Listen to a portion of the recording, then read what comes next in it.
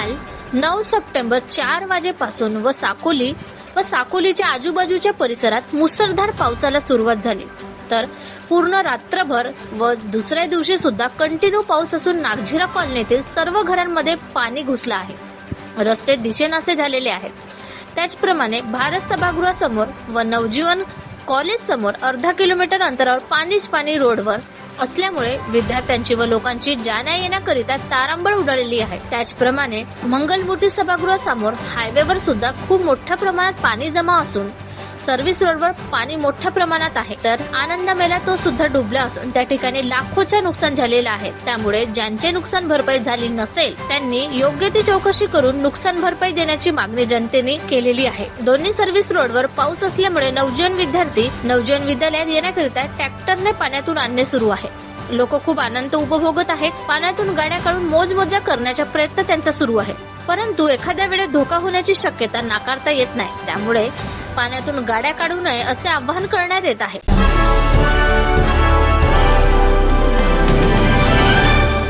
येथील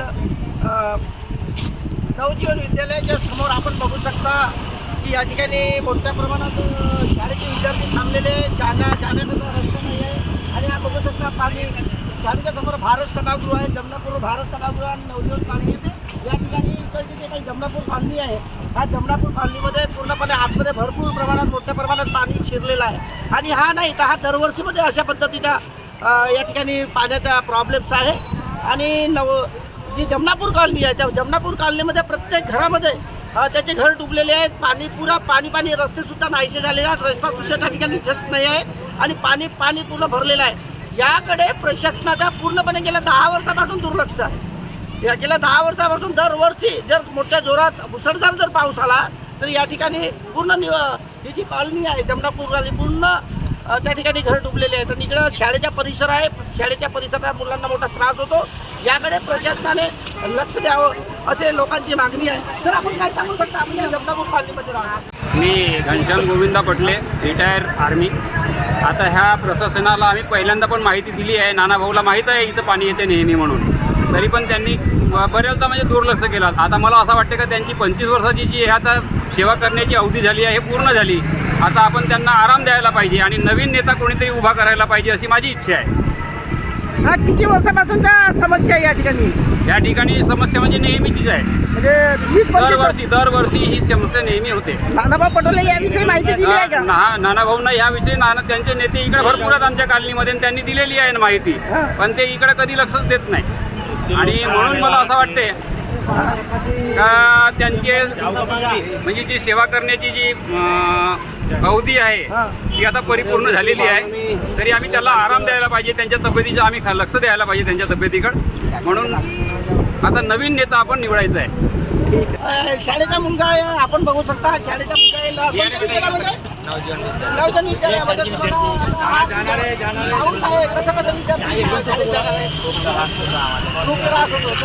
प्रशासनाने लक्ष दिलं पाहिजे. आपले लहान मुलं आहेत. काय सांगाल तुम्हाला काही त्रास होतो? काय नाव तुझं? कोणत्या वर्गामध्ये आहे? कोणत्या शाळेमध्ये? या पाण्याचा तुला त्रास होतो का? शाळेत हा मुलगा मजा येते, पण तसं काही नाही आहे. त्या मुलांना फार मोठा त्रास होतो. आणि या ठिकाणी जर खड्डे जर पडले असतील त्या ठिकाणी खड्डे सुद्धा दिसत नाही. फार मोठा अपघात होण्याची शक्यता आहे. आणि म्हणून या ठिकाणी प्रशासनाने लक्ष दिलं आहे. काही विद्यार्थी पुन्हा या ठिकाणी माझ्यासोबत आहेत.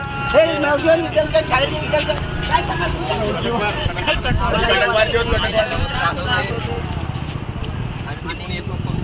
कोणत्या कोण येतात तुम्ही? त्यांच्या पारवरून हा रस्ता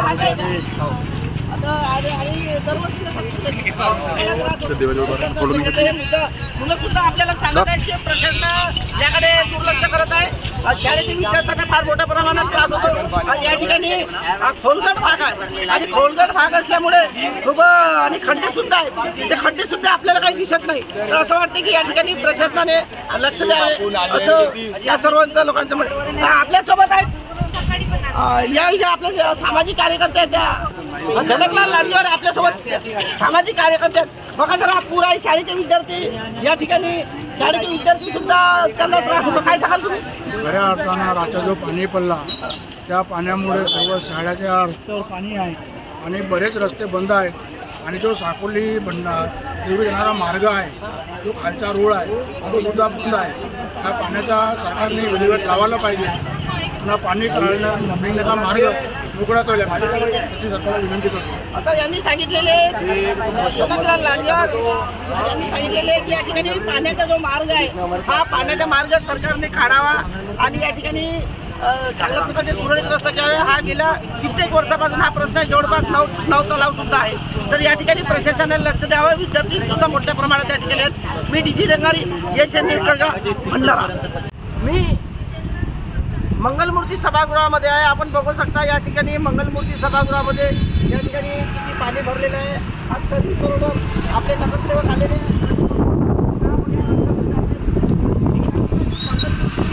सभागृह पूर्णपणे संपलेला आहे.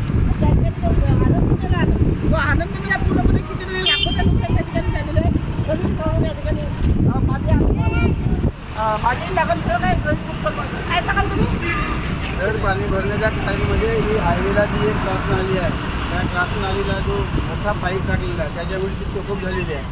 जर ती MDPना तिथून न टाकता दुसरा जर व्यवस्था करून पाईप टाकला असता तर हा पाणी चोकअप झाला नसता आणि आतापर्यंत असा होत नव्हता कारण की ती नाली पूर्ण बंद आहे त्याच्यामुळे हा पाणी थांबवत आहे. पण हा दरवर्षी पाऊस आली की अशा पद्धतीने आनंदाला मागच्या 2-4 वर्षापूर्वी तुटलेला आहे. तिथे लाखोचा नुकसान झालेलं आहे ना. याकडे लोकप्रतिनिधी काय बरं लक्ष देते? लोकप्रतिनिधी लक्ष आहे पण हा हायवेचं काम असल्यामुळे मागे आम्ही सिव्हिलला निवेदन दिलं होतं की हायवेला एक पत्र देऊन त्या हायवेची एक मार्ग आपला जो चॅनल आहे त्या चॅनलमध्ये ते सर्व पाणी निघत होता.